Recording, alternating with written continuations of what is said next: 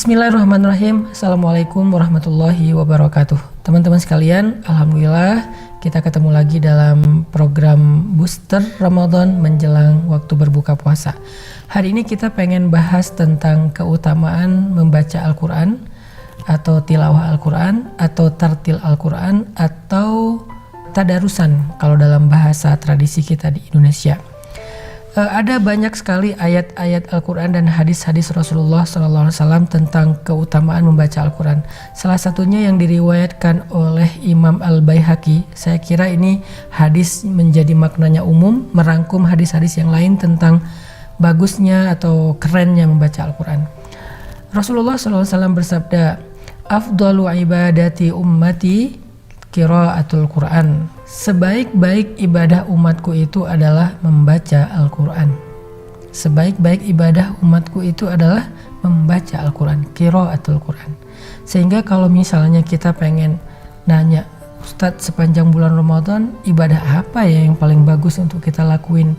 Nah, jawabannya kata Nabi, tanya aja ke Rasulullah, ya Rasulullah, ibadah apa yang paling utama? Kata Nabi, sebaik-baik ibadah umatku adalah membaca Al-Quran. Kenapa membaca Al-Quran ini disebut sebagai sebaik-baik ibadah sih? Satu, karena kata Nabi, setiap hurufnya bernilai 10 kebaikan. Jadi kalau kita baca Alif Lam Mim, kita udah dapat 10 kebaikan kali 3, karena 3 huruf, berarti 30 kebaikan.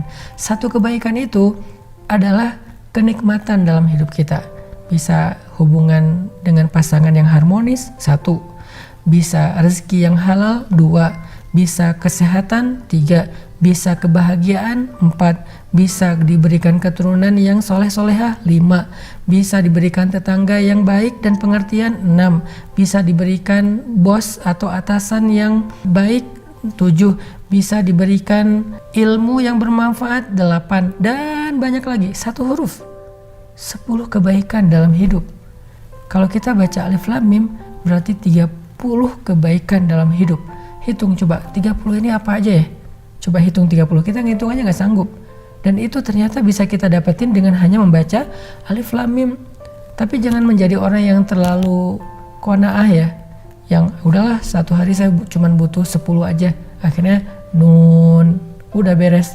Nanti besok qaf, lusa sod, lusanya lagi yasin, kemudian apalagi alif lam ro. Enggak juga gitu sih.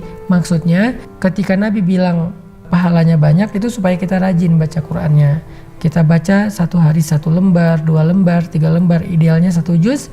Apalagi ini bulan Ramadan, sehingga para ulama mengatakan Imam Al-Bukhari mengkhatamkan Al-Quran di bulan Ramadan sebanyak 60 kali khatam. Sehari 2 kali khatam. Dan para sahabat banyak yang mengkhatamkan Al-Quran 3 hari sekali. Abdullah ibnu Mas'ud mengkhatamkan Al-Quran pengennya setiap hari. Tetapi kata Nabi, karena dia harus mentadaburi, maka 3 hari sekali khatam, 3 hari sekali khatam. Sehingga selama bulan Ramadan 10 kali khatam Al-Quran. Ini kenapa sih mereka semangat banget membaca Al-Quran terutama di bulan Ramadan? Selain memang Al-Quran itu diturunkan di bulan Ramadan, sehingga ulama mengatakan Ramadan syahrul Quran. Ramadan itu bulan Al-Quran, diturunkannya aja di bulan Ramadan. Dan kalau kita tahu teman-teman, Jibril itu datang kepada Nabi untuk khataman Al-Quran setiap bulan Ramadan.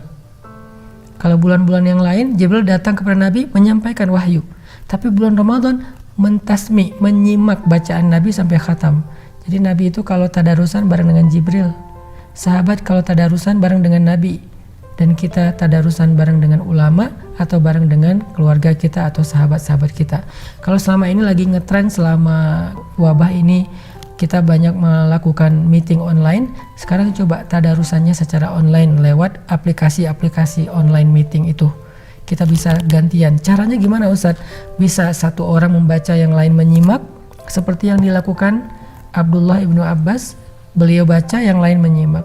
Bisa juga bacanya secara serentak rame-rame, bisa juga bacanya bergantian. 1 ayat ganti, 1 ayat ganti, 1 ayat ganti. Sehingga semuanya dapat kebagian bacaan Al-Quran. Secara teknis bebas, yang penting baca Quran. Itu Keutamaan membaca Al-Quran, kata Nabi, sebaik-baik ibadah dan satu hurufnya 10 kebaikan. Belum lagi nanti hadis-hadis yang lain, kayak hadis Nabi bilang gini, Iqra'ul Quran fa innahu ya'ti yaumal qiyamah syafi'an li sahibih. Bacalah Al-Quran karena sesungguhnya dia akan datang pada hari kiamat sebagai penolong bagi orang yang membacanya. Yang akan nolong kita di hari kiamat bukan ayah ibu kita. Yang akan nolong kita di hari kiamat bukan pasangan kita. Walaupun dia bilang di dunia, aku mencintaimu selamanya gitu. Cinta sejati, hidup dan mati bersama segala macam. Ya, itu bahasa-bahasa ungkapan perasaan dia. Tetapi kenyataannya ketika bangkit dari kubur, yauma yafirrul mar'u min akhihi wa ummihi wa abihi wa sahibatihi wa banihi likulli imri'in minhum yauma idzin sya'nun yughnih. Hari ketika seseorang lari dari sahabatnya, ayah dan ibu lari dari anaknya, pasangan lari dari pasangannya. Pada hari itu semua orang sibuk sendiri-sendiri. Gak ada satupun yang akan menoleh ke arah kita. Terus yang nolongin kita siapa selain Rasulullah SAW? Al-Quran. Inilah sahabat sejati kita. Kita mencintai seseorang, suatu saat dia akan meninggalkan kita. Kalau kita meninggal duluan, dia akan pergi meninggalkan kita sendiri di dalam kubur. Lalu ketika dia sudah meninggalkan kita 7 langkah berjalan menjauh dari kubur, siapa yang akan menemani kita di dalam alam barzakh yang gelap dan sempit itu? Al-Quran. Dia sahabat sejati, teman-teman. Makanya yuk kita jadikan bulan Ramadan sebagai bulan akrabnya kita dengan Al-Quran. Dia yang akan menemani kita di dunia, memberi kita kebaikan-kebaikan sepanjang hidup. Dia juga yang akan nemenin kita di alam kubur ketika kita sendiri dan ditinggalkan semua orang. Dia yang akan menemani kita di padang mahsyar ketika kita bangkit. Dia yang akan menuntun kita sampai ke surga Allah Subhanahu wa taala. Al-Quran. Jadi yuk kita jadiin bulan Ramadan bulan bersahabat dengan Al-Quran. Barakallahu fikum.